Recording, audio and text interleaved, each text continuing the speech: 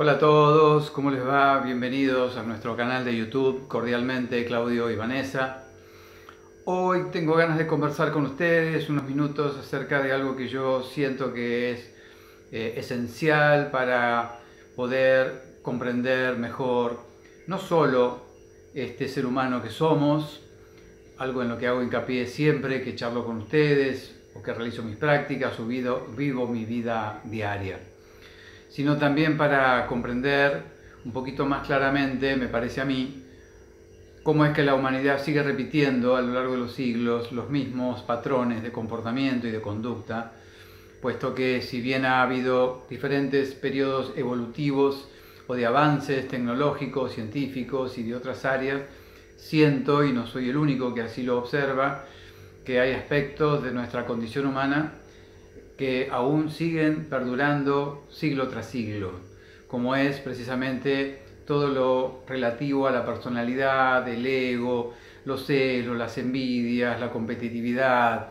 la arrogancia, la violencia, la miseria, la pobreza, el sufrimiento, etc.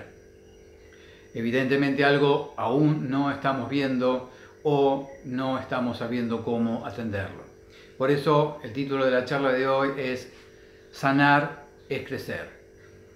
Voy a hablar desde experiencias personales o humanas vividas en este cuerpo vivo, de hombre vivo, básicamente, desde los 58, casi 59 años que tengo, pero básicamente desde hace 27 años a esta parte que un día fui llamado, como en algún momento lo serán cada uno de los humanos, a poner la atención en un lugar diferente del que hasta ese momento generalmente iba, que era como sucede normalmente hacia afuera, hacia otros, en búsqueda siempre de la felicidad afuera o de la satisfacción solo en placeres momentáneos por adquisición de objetos o vivencias de algún tipo que generen algún grado de excitabilidad o de disfrute, pero que es solo eso, pasajero. Y empecé a comprender a lo largo del tiempo y de las prácticas y de la autoobservación que si no sanamos, no crecemos. Y voy a empezar por algo que a mí me importa mucho, que es entender las palabras que uso para hablar con ustedes ahora o para referirme a lo que sea, incluso para hablar de mí mismo, para poder ser lo más claro posible. Sanar significa alguien que no está loco, que adquiere cierto grado de sensatez porque siente que el desequilibrio en el que vive ha de atenderlo para que esa condición se modifique y se restablezca un orden mental, corporal y emocional en nosotros de algún tipo. De manera que es interesante porque el hecho de estar desequilibrados y de ahí la no sanación, ni siquiera en el peor de los casos la conciencia de estar desequilibrados, la conciencia de que hay una herida que no atendemos, que es interesante porque las heridas que no atendemos son las que hacen que repitamos vida tras vida los mismos patrones, en cuerpos diferentes, en momentos claramente distintos, bajo circunstancias probablemente diversas, pero con un mismo patrón de conducta psicológicamente hablando. Y esto se ha comprobado inclusive en humanos que han hecho regresiones hipnóticas para conocer sus vidas pasadas y comprender mejor este presente. Y se ha observado precisamente que lo que hoy afecta ya era el motor que afectaba esas otras vidas anteriores. Por lo tanto, la tarea es sanar. La tarea es atender las palabras de alta sabiduría que los maestros de todas las épocas y de todos los rincones del planeta han machacado tanto y han sugerido y han insistido en que vayamos por ahí, que es conócete a ti mismo, conocernos a nosotros mismos, ir hacia atrás en nuestra historia personal, ir hacia atrás en nuestro interior, conocer de dónde vienen nuestros pensamientos, si son nuestros o los repetimos habiéndolos adquirido inconscientemente, si de verdad vivimos la vida que sentimos, la necesidad de vivir o el deseo de vivir, básicamente. Por lo tanto, sanar, el solo acto de ocuparnos de lo que nos sucede, es sensatez. Lleguemos a un determinado resultado o no. Hay heridas que quizás no logremos cerrar definitivamente, pero sí se sana aprendiendo a convivir con ellas, por ejemplo. Y la otra palabra es crecer. Y en términos fisiológicos, crecemos a medida que este cuerpo y sus órganos van desarrollándose, pero no siempre ese crecimiento está paralelo a un crecimiento psicológico y emocional. Por lo tanto, podemos encontrarnos con seres humanos que han acumulado muchos años, ciertas experiencias, pero casi ningún conocimiento acerca de sí mismos. Y se observa hoy día porque lo que prevalece en esta historia de la humanidad a lo largo de muchos siglos es el miedo como condición de vida casi exclusiva. La mayor parte de las acciones del ser humano vienen del miedo.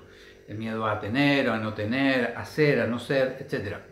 Por lo tanto, no hay sanación si el miedo aún prevalece. Inclusive prevalece cuando nos sentimos contentos por haber alcanzado ciertas metas y en realidad la alegría, aunque no siempre se evalúe de ese modo, es una máscara del miedo y se va a notar porque esa alegría es solo momentánea.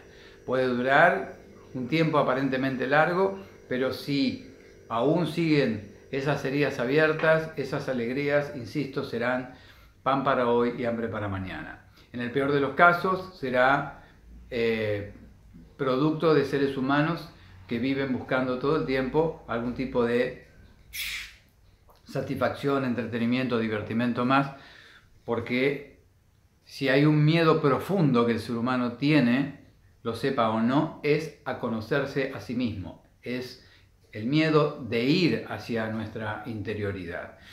Vaya uno a saber cuántas fantasías tenemos al respecto para no hacerlo, ¿verdad? Porque, como suelo decir, cuando hacemos un viaje iniciático a lo largo de este periplo por nuestra historia hacia nuestra interioridad, no siempre nos vamos a encontrar con zonas oscuras o sombras, como lo llaman algunos psicólogos como Jung, sino también nos podemos encontrar con capacidades y cualidades que ni siquiera sospechábamos que éramos capaces de poseer. Por lo tanto, es un viaje fascinante que si no se hace, insisto, no se crece. No se crece de ninguna manera. Y voy a hacer un viaje precisamente hacia atrás que va a comenzar por una frase y no importa si les molesta o no lo que voy a decir porque no hablo para que estén de acuerdo conmigo, lo digo siempre, o para que estén en desacuerdo, o para que entremos en terrenos de a ver quién es el que tiene razón o no. Yo voy a compartir experiencias de vida propias, humanas, ¿verdad? Por lo tanto, no necesito comprobárselas a nadie, simplemente compartirlas con la intención de que los motive a ese viaje de sanación cada uno consigo mismo. Lo que notamos es, cuando empezamos a hacer el viaje, es la ignorancia en la que vivíamos. Ignorancia significa aquello que no conozco. No se refiere a ignorar algo que ni siquiera sospecho que existe. Estoy hablando de ignorar algo que existe pero que aún no conozco, o la peor de las ignorancias es ni siquiera querer conocer, que de ahí deriva el miedo o proviene el miedo a conocerse a uno mismo. En el fondo sospechamos que hay algo, intuimos que hay algo a lo que tenemos que ir, observar y ver en profundidad, pero nos da mucho miedo, entonces preferimos hacer de cuenta que no hay nada, que no hay que ir por ese lugar. Escuchamos frases como no me cuentes porque no quiero saber, mejor no veo porque me duele, etc.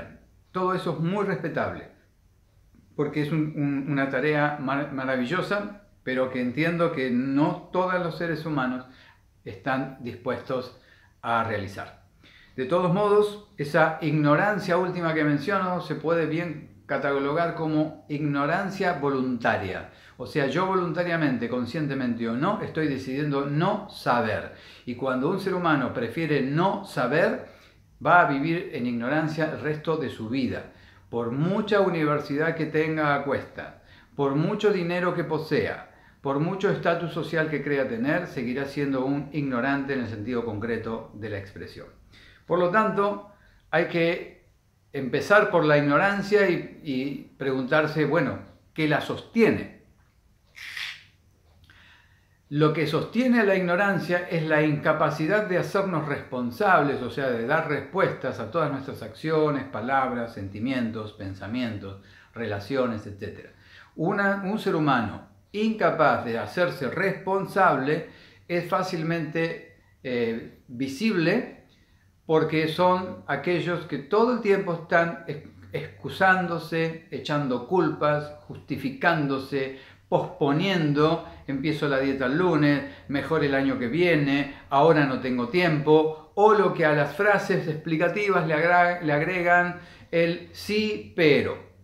Y lo que viene del pero en adelante es lo que realmente esa persona en este momento le está pasando y está sintiendo. Todo lo anterior lo justifica, lo entiende: sí, entiendo que estaría muy bien hacer ese viaje interior, pero... y lo demás. Por lo tanto, todo ese tipo de respuestas es miedo a uno mismo. Es incapacidad, o en todo caso es una responsabilidad que quizás se posea pero que no se ejerce aún. Ahora bien, ¿de dónde viene esa no responsabilidad? Es el no me hago cargo de lo que es mi vida. Viene de un resentimiento muy profundo con uno mismo. Hago una pausa acá para ir a la base de todo esto y eso espero clarifique mejor esto último que acabo de decir, porque va en sintonía con el mayor miedo que el ser humano tiene, que es a conocerse a sí mismo, porque tiene mucho enojo consigo mismo. ¿De dónde proviene ese enojo? De las raíces que hacen posible la vida que tenemos, o sea, la relación con los padres, la madre y el padre, o con quienes sea que nos hayan criado,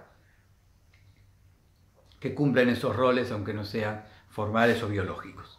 Lo cierto es que esa relación que establecemos en periodos en donde no obtenemos ni siquiera conciencia de nosotros mismos, donde el subconsciente es el que está ahí viviendo todas esas experiencias y quedan plasmadas en él, son el tipo de relación que va a conformar nuestra personalidad y que va a derivar, en definitiva, en el modo en el que yo o ustedes nos vamos a comportar con los demás de ahí en adelante. Ejemplo simple: es muy común observar que si el conflicto fue con la madre, nos casamos con una mujer o nos convivimos con una mujer con características similares a la madre, y si el conflicto es con el padre, nos vinculamos con un hombre similar al padre. O todo lo contrario, que a simple vista parece que ya no tengo un problema con ellos porque vivo una instancia completamente diferente, pero que en realidad es la cara opuesta a la que voy inconscientemente, porque el miedo a ver la realidad, el dolor que produce esa herida,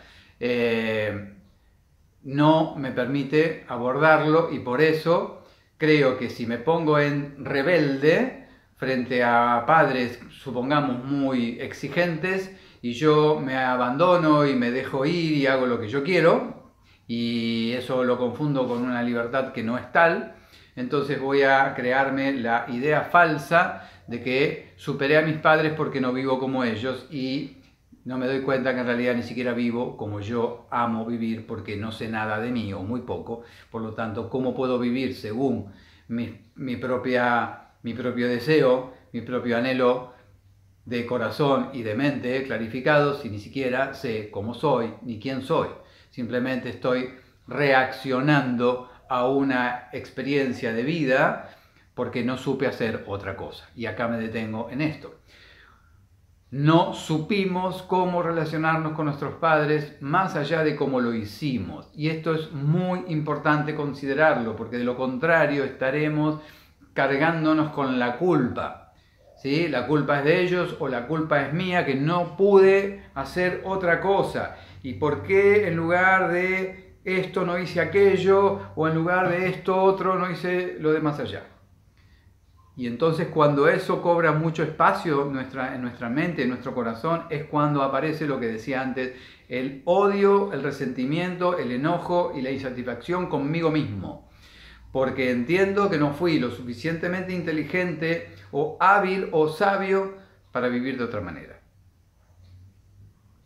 Es decir, tontamente le exigí a ese niño o niña que fui que debería haber sido más atento para no caer en esos sistemas de abusos, de control, o de abandono, o de desamor, o de apego que he tenido con los padres. No hay que echarle la culpa ni siquiera a los padres. Hay que comprender la historia, y para comprender la historia es necesario verla en su totalidad, con todos los elementos constituidos que han constituido esa historia y constituyentes de esa historia. Si me quedo en la culpa, soy el niño herido que nunca crece, aún teniendo 70 o 80 años, y es evidente porque son esas personas, y uso esa palabra intencionalmente, que, como dije antes, todo el tiempo tienen a quien criticar y a quien echarles la culpa de todo, o justificarse por la vida que no han vivido porque Dios, el destino, los padres, el gobierno o lo que sea no se los permitieron. No es así. Inclusive en aquellos que digan, no, pero a mí me criaron padres amorosos, me daban libertad, me dejaban elegir, eso en alguna medida también produce algún grado de daño. Quizás un poquito menor que otros, no quiero entrar en comparaciones, pero es un daño al fin. Simplemente ¿por qué? Porque cualquiera sea la forma en la que nos hemos vinculado con esos padres, que son los primeros humanos con los que este humano tiene una relación estrecha, profunda y directa, es el modo como nos vamos a vincular o a relacionar o a establecer relaciones con los demás, lo sepamos o no, porque es lo único que conocemos, ¿sí? Cuando conozco una forma de relación, de amor o de desamor, de apego o de desapego con alguien, como es lo único que conozco, es lo único que replico, salgo al mundo a buscar más de lo mismo, o inclusive todo lo contrario, como respuesta de autoayuda, de tratar de no seguir sintiendo el daño que pude haber vivido en aquellos años. Entonces busco todo lo contrario. Insisto, busque lo igual o lo contrario, mientras lo que busque no sea nacido de mi seno íntimo, será una respuesta reactiva a esa relación con nuestros padres, inclusive, insisto, aquellos que tengan vínculos amorosos con esos progenitores, porque son seres humanos que tarde o temprano van a vivir situaciones de mucha desilusión, o de un gran encontronazo o desazón. Porque claro, van a salir al mundo creyendo que los demás humanos son igual que esos padres amorosos, afectivos, que nos dejaban vivir nuestra vida como nosotros quisiéramos, etc. Y nos vamos a pegar la cabeza contra la pared cuando veamos que el mundo está hecho de personas de variantes en sus funciones de comportamiento psicológico y emocional. Entonces, ahí crearemos otra realidad que puede ayudarnos, esa desazón, o ese escaparnos constante de nuestros padres, ¿no? Será posiblemente el punto justo al que hay que llegar para empezar a parar, a respirar, a revisar la historia y a decir, ok, ni víctima ni victimario de lo que haya sido esa experiencia de vivencia paterna. Ni escapándome de la realidad con fantasías, ni con un enojo constante o un resentimiento permanente. Nada de eso permite a ningún ser humano del planeta crecer. Nunca, jamás. Nos guste o no admitirlo. Por lo tanto, cuando yo comprendí estas situaciones con mis padres, con mi madre en primer lugar, que ya falleció, me sentí muy feliz. Aunque la tarea a emprender iba a ser mucha, porque fue siempre, o por lo menos desde cierta edad, desde los 9, 10 años míos, fue una relación muy difícil, pero que comprendí un día que si mi alma o el alma que está encarnada en este cuerpo vino a aprender algo, no se trataba de escaparme de esa situación o hacer de cuenta que nada de eso había ocurrido, sino de atenderlo lo mejor que yo pudiera, y así lo hice, y quedó confirmado en mí mismo que la tarea había sido llevada a cabo con todo lo que pude hacer, a partir de que el día que, o un poco tiempo antes de que ella falleciera, yo me di cuenta que estando con ella, todo lo que yo había vivido, como esos famosos pases de factura que hacemos a los padres, los hijos, todo había quedado en el pasado, todo había quedado quemado en el fuego que purificó toda esa relación. Nada en mí hacía ver o me hacía sentir lo contrario. O sea, nada en mí había quedado de rencor o de resentimiento. Todo lo contrario. No solo lo pude comprobar cuando ella falleció y yo sentí que había una liberación importante en mí, no solo por lo que estoy diciendo, sino que como sensación corporal, como sensación anímica, más allá de la tristeza lógica del desprendimiento de la muerte de esa mamá, en mí no quedaba absolutamente nada que tuviera que ver con un pasado de dolor o de herida abierta. Al menos con ella no. Y también pude comprobar que ella, no solo por sus manifestaciones en su último año de vida, sino por comentarios que había hecho a amigas muy íntimas, donde le decía que nunca me había visto ella a mí tan feliz como en ese momento, en esos últimos tiempos de su vida. Y eso era notorio, tanto en mí como en ella. Eso confirmó que la tarea en mí estaba realizada. Me quedaba todavía la tarea con mi papá, la cual también, él vive aún, pero también pude concluir. Hoy siento mucho amor por esos padres, mucha gratitud por esos padres. Hoy acompaño a mi papá y ya no hay, porque este hombre apareció un día, dejó de ser el niño rebelde, dejó de ser el niño que reclamaba, dejó de ser el niño que acusaba con el dedo señalando siempre los defectos de ellos, y empecé a comprender. Y eso permitió no solo vivir felizmente esa relación, sino que también fui vinculándome mucho más internamente con mis ancestros, con mis raíces.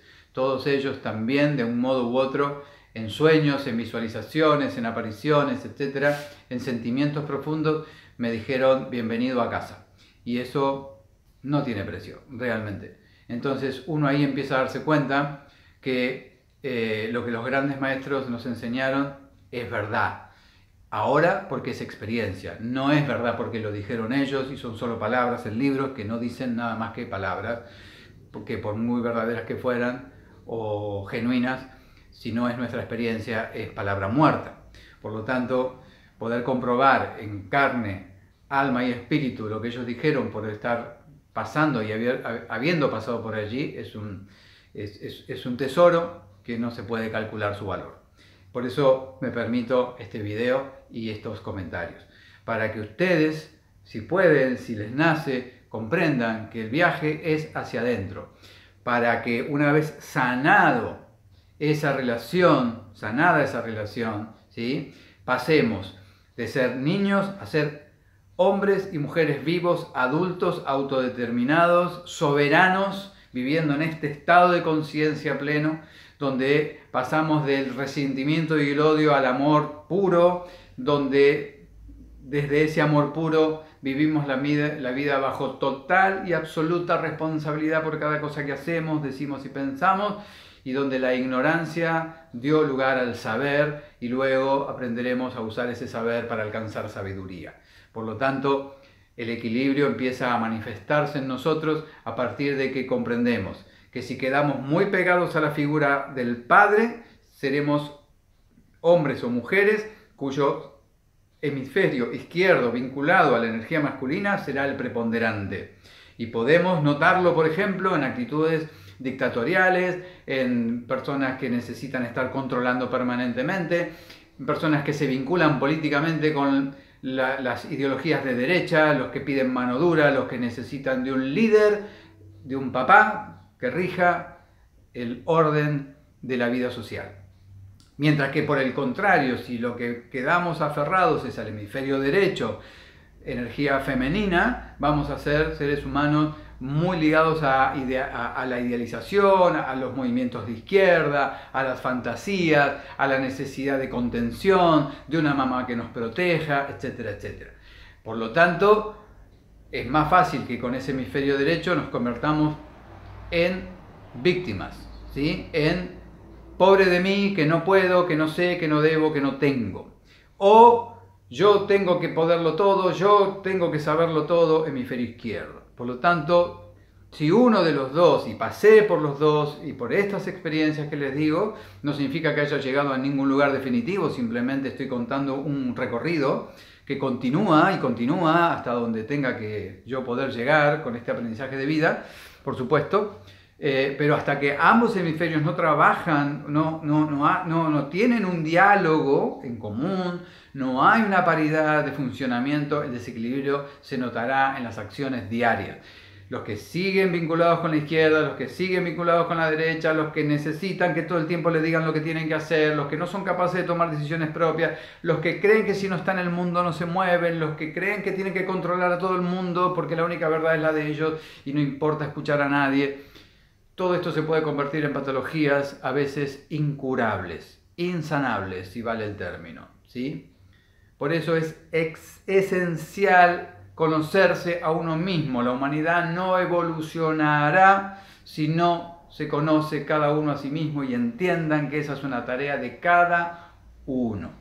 Podemos participar de actividades con otros humanos que nos ayuden en el camino, pero el camino de todos modos es solitario, sépanlo. Y no hay nada que temer más que el hecho de ir hacia lo desconocido. En realidad no es el miedo a lo desconocido, sino lo que nos da miedo es perder lo conocido, que no deja de ser una ficción. Una mentira en el peor de los casos. No vivimos la realidad, la inventamos, la acomodamos. Es como aquellos, escuchaba ayer algo interesante, que tienen una teoría de todo, pero cuando la realidad muestra todo lo contrario a esa teoría, como no dan el brazo a torcer, quieren acomodar la realidad a la teoría, ¿sí? Quieren que encaje la realidad con la teoría porque ellos están seguros que la vida tiene que ser como su teoría lo marca. No, no es así. Si la realidad muestra una cosa distinta a la teoría, habrá que revisar la teoría. Por eso es muy importante el viaje interior. Ningún viaje humano es más trascendente. Ninguno. Porque si no hacemos un viaje interior, no vamos a poder luego nutrir todos los otros aspectos humanos con todo ese aprendizaje que hayamos podido alcanzar en ese viaje de sanación para crecer, en ese viaje interno. Por eso quería compartir esto hoy con ustedes. Estamos en un momento muy especial que está invitando a eso. Lamentablemente siento que es un porcentaje muy elevado que no está dispuesto a hacer ese viaje, que está solo dispuesto a seguir obedeciendo. Y fíjense que es interesante porque se evidencia en las actitudes de la mayoría de las personas los 4 aspectos que mencioné. La ignorancia voluntaria, se les muestra la realidad en la cara y no la quieren ver. La irresponsabilidad, todo lo tiene que resolver otro, no ellos, ¿sí? Por eso van y se inyectan cualquier cosa porque creen que con eso van a resolver su vida. Porque hay que obedecer a ese papá Estado, ¿sí? De un modo o de otro. Los que precisamente hacen cualquier cosa y no preguntan ni siquiera qué hacen ni para qué lo hacen, eso significa odio con uno mismo. No hay amor a uno mismo, porque si hay amor, ¿cómo voy a dejar que en este cuerpo metan cualquier cosa sin siquiera saber qué es, sin mi consentimiento consciente? Eso no es amor a uno mismo, eso es odio, resentimiento, el nene herido, caprichoso, enojado con la vida, que responde reactivamente. ¿Por qué? Porque sigo enojado con mis padres, porque no los conozco, porque no los comprendo, porque no he podido aceptarlos. Y toda esa tarea tiene que hacerse en el único lugar posible de realizarse, que es en nosotros mismos. ¿Para qué? Para que, amados los padres, recuperado el amor por uno mismo, la responsabilidad, la ignorancia se termina y se alcanza un nivel de conciencia más elevado. No solo para nuestro bien individual, de individuos enteros, completos, que recién ahí lo somos.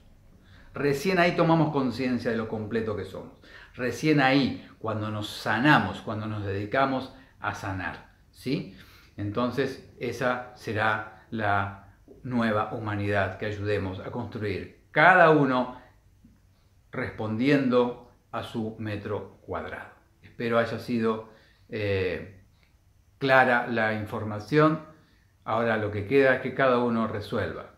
Si quiere seguir siendo ignorante, si quiere seguir siendo irresponsable, si sigue queriendo vivir en el resentimiento, que se manifiesta de muchas maneras, inclusive los más arrogantes, muchos de los que gobiernan, ¿sí?, viven de la misma manera que los gobernados, porque eso es así, es una ley natural. Como arriba es abajo, como abajo es arriba, ¿sí? Arriba está el reflejo de lo que sucede abajo y viceversa. Arriba están seres humanos, enojados con ellos, no reconciliados con su historia de vida, incapaces de hacerse responsables, porque si se los escucha hablar siempre le están echando la culpa a alguien y prefieren ser ignorantes de todo esto, justificando o tapando la ignorancia con mucho poder, con mucho perfume caro, con mucho dinero, pero con actitudes que en el peor de los casos se vuelven patológicas, como suelen ser muchos de ellos convertidos en verdaderos psicópatas. ¿Sí? Gente que no tiene un gramo de sentimiento por nadie porque lo ha perdido completamente por sí mismo. No se puede odiar si no se odia a uno, no se puede amar si no se ama a uno. No se puede construir, ¿sí?, si uno no está en eje y en equilibrio con uno, porque precisamente la posibilidad de crecer sanando es lo que habilita a la creatividad, a la creación de una nueva realidad de vida. Muchas gracias, mi nombre es Daniel Jordó y gracias por estar allí.